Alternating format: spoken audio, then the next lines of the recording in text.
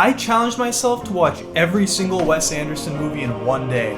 This experiment took me about 18 hours and the results were pretty interesting. I actually had recorded my first impressions after every movie, but someone might have forgotten to record the audio for those, so let's just forget about it. So let's take a journey, you and I, through the filmography of Wes Anderson and see what we can figure out about him and his movies.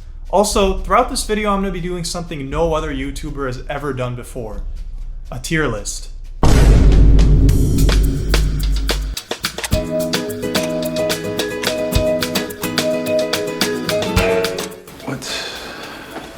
What's this? What's going on?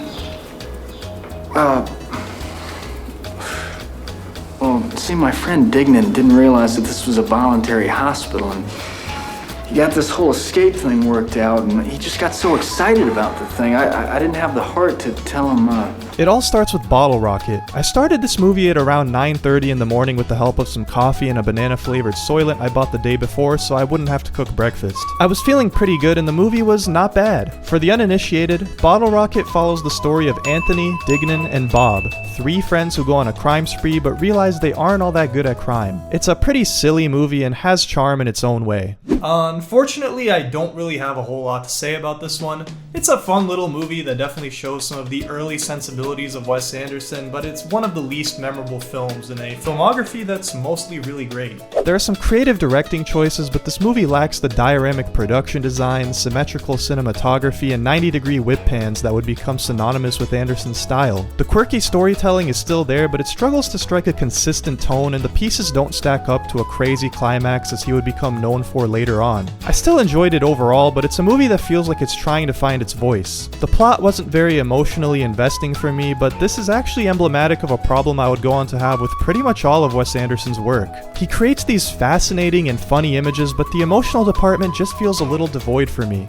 I'm going to touch on this topic again later on, however, so for now let's just move on to his second feature film. For now, this movie belongs firmly in the C tier.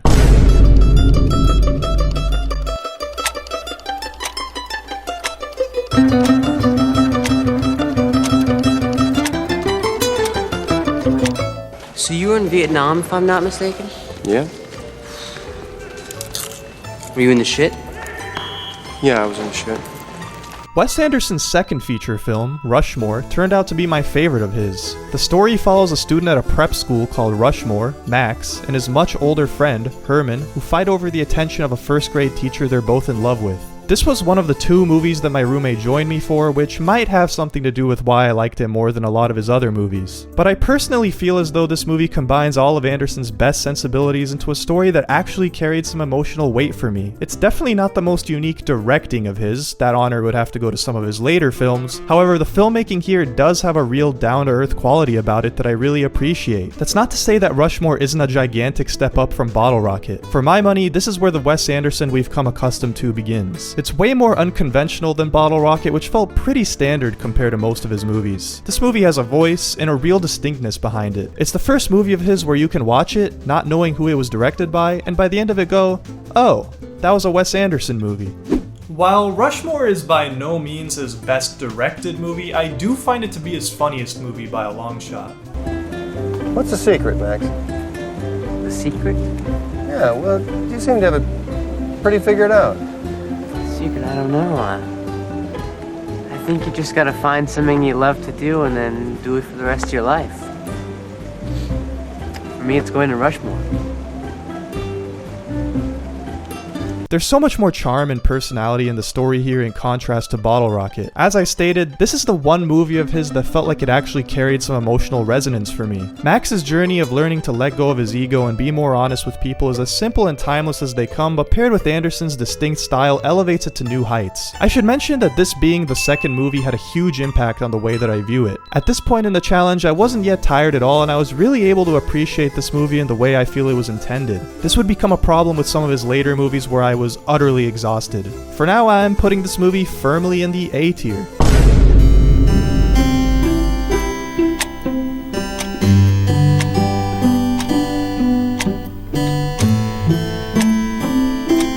The actuals, okay? I agree with you 100%. That's why we have marketing grids. Hey, what do you say we go down to Little Tokyo and get some fireworks? What do you need? Nothing. I see you got him crunching numbers for you. Please don't come in this room. My roommate left me for the third movie, The Royal Tenenbaums, where we really start to feel Wes Anderson come into his own. In terms of directing, this was the first movie of his that felt like the Wes Anderson I was more familiar with. I didn't mention this in the beginning, but I've actually seen 5 of Wes Anderson's movies before. Those are The Royal Tenenbaums, Fantastic Mr. Fox, Moonrise Kingdom, The Grand Budapest Hotel, and The French Dispatch. Needless to say, I was a little more used to Anderson's later styles and work. On my first viewing of The Royal Tenenbaums, I kind of thought this movie was mid, but I'm happy to report that I've really grown on this since seeing it several years ago. In particular, what I noticed more with this movie is the unique production design. We're still far away from something like The French Dispatch, but things feel distinctly more quirky as you would expect from the quirk god himself. I was actually a little blown away seeing the evolution of Wes Anderson, and this 3-movie stretch might be where the most obvious changes take place. By this movie, he was more refined, and you can tell he's very specific about the way he wants things to look and feel in his movies. His next 2 movies would be in a similar vein to The Royal Tenenbaums, at least directorially. Even though I'm not totally head over heels for this movie, it's pretty fun like a lot of his other films. But remember when I said that Bottle Rocket would be emblematic of a problem I would start to have with a lot of Wes Anderson movies? Well, that's really felt here. Everything is pretty fun and engaging from a purely aesthetic level, but the emotionality is not there for me. I say this fully acknowledging that at certain points, this is actually one of his darker movies with obvious emotional swings, but they're all a swing and a miss for me for the most part. And here I'm presented with a bit of a problem. The reason I love Wes Anderson is because he's so quirky and weird, yet at the same time, the stories he tells paired with the dialogue in them push me away with their quirkiness. I feel as though I'm imposing a double standard, but I really am this conflicted on Wes Anderson. I can't have it both ways, yet I want it both ways. I'll continue to come back to this point, but let me get through the next 2 movies really quick since it was the point during the challenge where I felt the most tired for some weird reason. The Royal Tenenbaums is firmly in the B tier.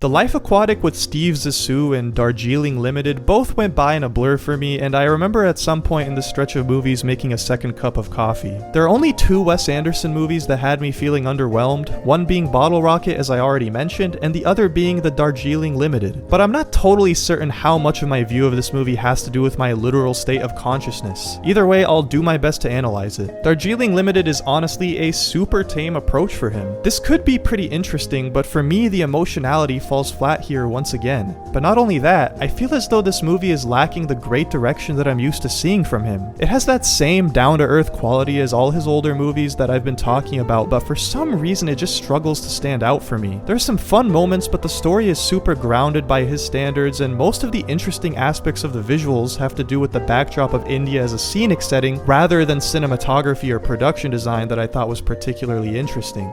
Don't get me wrong, it's not that this movie doesn't look good or isn't presented well. It is. But when watching all of his movies back to back, this one really stood out to me. It feels the most utilitarian in its approach rather than taking the over-the-top style Anderson is best at and running with it. And since I've watched all of his movies back to back, this one stands out with its placement between Steve Zissou and Fantastic Mr. Fox. I honestly might have enjoyed it more if it was his second or third movie, but the way it's placed in relation to his other movies just makes it feel really weird. Circling backwards a bit, Steve Zissou was also passively enjoyable despite the fact that out of every movie I watched of his, I think I remember this one the least. It was sort of lodged in the middle of this marathon, and while I thought some of the emotional beats in this movie were interesting in concept, I wasn't able to really attach myself to anything in particular due to just how tired I was. However, I still like this one quite a bit and definitely want to check it out again in the future. I'm putting Steve Zissou at the bottom of B tier and Darjeeling Limited at the bottom of C tier as my least favorite Wes Anderson movie.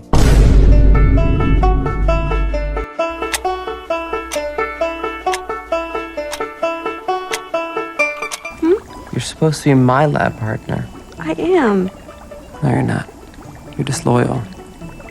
Fantastic Mr. Fox is one of 2 stop-motion animated movies in his filmography, and for this one my roommate joined me. Coincidentally, this was also my second favorite of all his movies. Do with that what you will, it's very much a possibility that I was in some way biased because I got to watch it together with my roommate, which really helped keep me awake.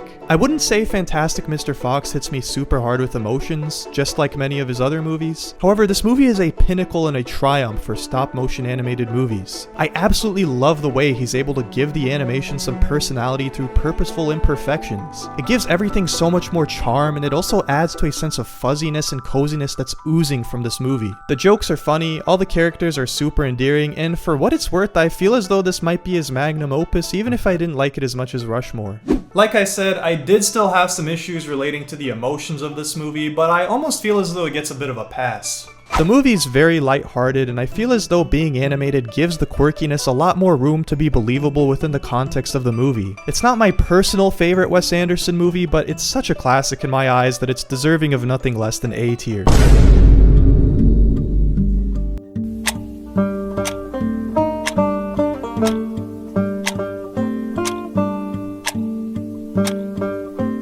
I'll come tomorrow morning if that's acceptable to you. Is someone able to provide reasonable care and nourishment for the boy until that time?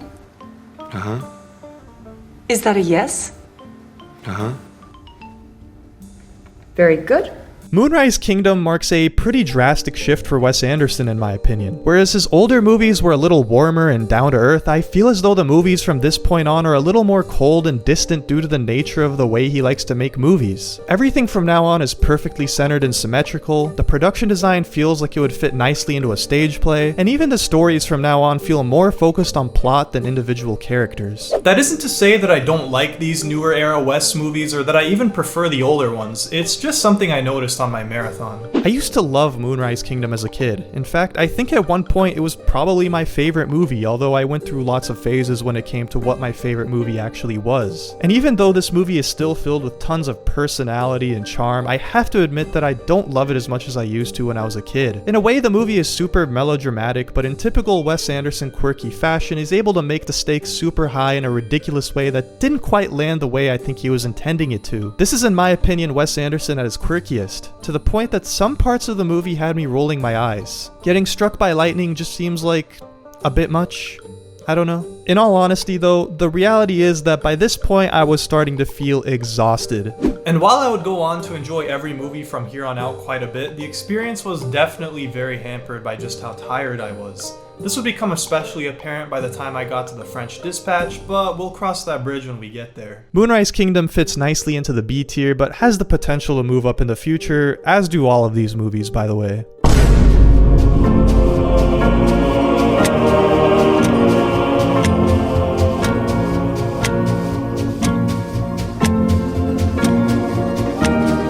I'm terribly sorry, sir. We must go to her. We must? Toot sweet. She needs me, and I need you to help me with my bags and so on.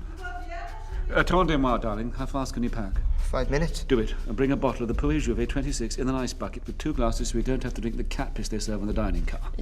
My tiredness would continue into the Grand Budapest Hotel. I mentioned earlier that Fantastic Mr. Fox might be Wes Anderson's magnum opus, but if there's any other movie deserving of that title, it would definitely be the Grand Budapest Hotel. This feels like Wes's biggest movie conceptually. It's littered with a ton of characters and set pieces, and this movie builds things up in a way that led to a really epic climax, something that Wes Anderson really started to hone in on with Moonrise Kingdom. I must confess that this movie, once again, doesn't really emotionally resonate with me like a ton of other Wes Anderson movies, but at this point I feel like I'm beating a dead bush, so I'm not gonna mention it anymore. Either way, this movie is his most elaborate. The different aspect ratios, all the sets, all the different characters. The cinematography here also feels more refined than it's ever been. I'm not sure any one of his movies have gone to these lengths to get as many perfectly symmetrical shots as this one. It's easy to see why this would be a fan favorite, and in many ways it feels like a natural extension of a lot of the drastic shifts Moonrise Kingdom took. In many ways, even though it isn't my favorite, I think this is probably his best work.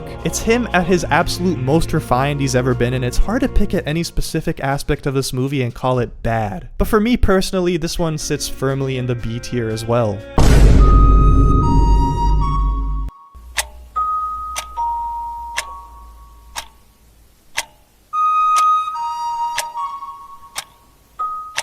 Don't ask me to fetch that stick.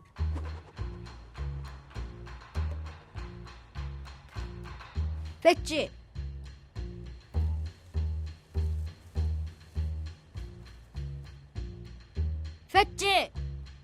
I'm telling you, I don't fetch.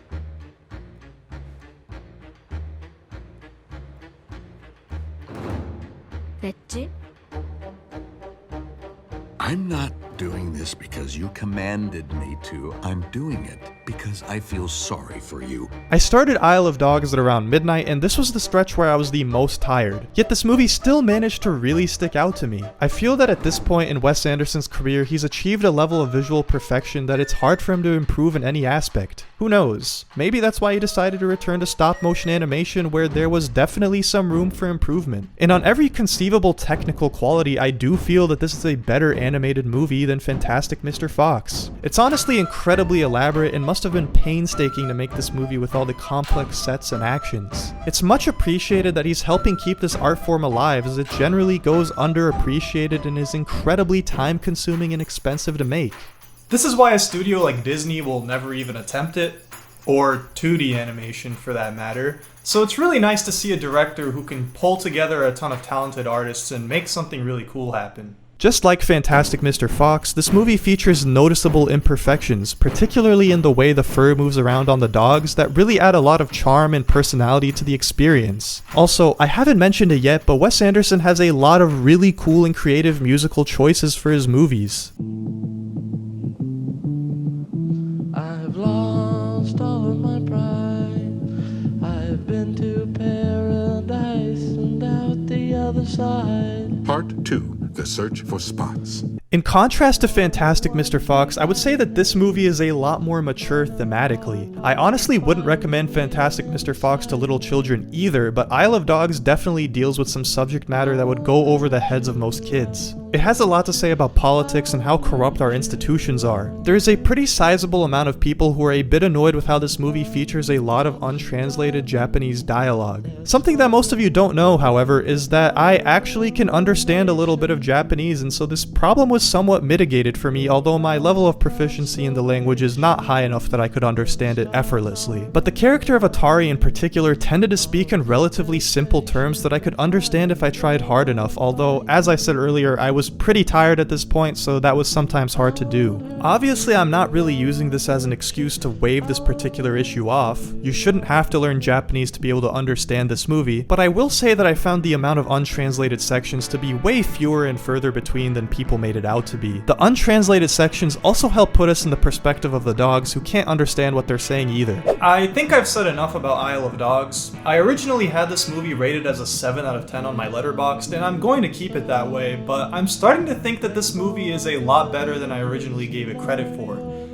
But for the billionth time, I was really tired at this point. For the time being, I'm going to stick this in the top of B tier and move on to his last movie.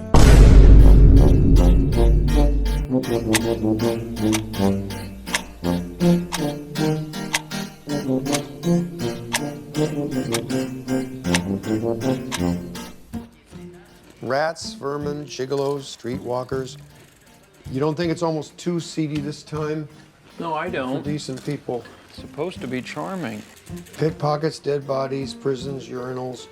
You don't want to add a flower shop or an art museum? A pretty place of some kind? I hate flowers. I was in and out of consciousness for the French Dispatch.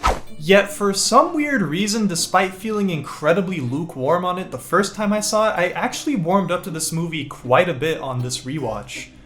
But you probably could have stuck anything in front of me at this point and I would have enjoyed it because I was completely exhausted. This movie feels like it's all of the best and worst Wes Anderson qualities compounded into one feature-length film. It's the most Wes Anderson-y movie Wes Anderson has ever Wes Andersoned. Where this movie really struggles is with just how disjointed everything feels. It's essentially 3 short films tied up by an incredibly loose narrative, if you can even call it that. The 3 shorts are of varying quality, and they really struggle with having good setups and payoffs as you may be used to in some of his better movies. Even still, I really enjoyed my time with this due to a lot of the directorial choices. Out of all of his movies, this one definitely plays out the most like a stage play. At one point, someone even manually pushes a storefront out of the way for the camera to pass through. But beyond that, I don't really have a whole lot to add. I was extremely tired at this point and I really couldn't take things in. This movie is B tier. I'm not really sure exactly where to put it. Around here, I guess. After I finished this journey, I went to sleep, but after I woke up, I was able to reflect on everything that I had experienced. My feelings towards Wes Anderson and my feelings on experiencing his movies in such an odd way. So, for starters, would I do this again with a different director? No. From an individual movie perspective, this definitely made the experience worse. Doing this challenge made me appreciate just how vital it is to have time and room to reflect on a movie after watching it. It's half the experience in a way, thinking about aspects of the movie as they relate to broader themes or thinking about how different parts of the movie connect to one another. Unfortunately, as I was crunching on time, I had to move on from one movie to another without really taking them in. This also meant that the uniqueness and interest of Wes Anderson as a director slowly faded away throughout my day. The movies were no longer the super original and quirky experiences that you would expect from Wes Anderson, but rather, at a certain point, it was just like watching another movie. A lot of our appreciation for directors comes when we can contrast them to everything else that's out there, but in this case, I wasn't really able to do that since my memory was completely clouded with other Wes Anderson movies. That doesn't mean the experience was all bad or uninteresting though. As I said, on an individual level, this made the movies worse. However, I do think there was something interesting to experience from the bigger picture. It became apparent to me that Wes Anderson is a director who tries to improve with every film, and you really see him polishing up and ironing things out as you progress through his filmography. What was once a little rough around the edges and more down to earth in my opinion has been refined to perfection, and it makes me appreciate him all the more as an artist. And this is kind of big coming from me because in all honesty, I don't think I appreciated Wes Anderson enough before this. I'd always enjoyed his movies, but always felt that his stories were underwhelming or not that interesting, and I sort of still feel that way. However, experiencing them in this way showed me that he's an artist with a unique vision for what he wants to do. And even if what he wants to do doesn't always resonate with me, it's so much more apparent what he's going for with his movies. Now, if I can circle back around to how the movies suffered on an individual level, I want to make a commitment right here at the end of this video. I will rewatch every single Wes Anderson movie again over the course of the next 10 months at a pace of one movie per month. I feel as though a lot of his movies were not given their proper due by me, and I want a chance to remedy that. There's a good chance that my opinion might stay the same on many of them, but I think being able to appreciate them as normal movies I watch in the afternoon could allow some of that missing emotional resonance to shine through, especially with some of the movies where I was the most tired. That about does it for this video. This one took me a really long time to make, so if you enjoy what I do, then leave a like and consider subscribing. It helps out a lot more than you'd think. Also, as the videos become a lot more elaborate to produce and take longer to produce, the videos are going to take a lot longer to come out, so I've decided to make a Patreon account. If you want to support me there, you can. If you don't, that's totally fine. It's just if you have the extra spare change and you enjoy what I do. Don't feel any sort of obligation to support me or whatever. I'll still be uploading videos either way, so don't worry about it. But I think that's the end of the video. I don't really know how to end this, so yeah. Bye-bye.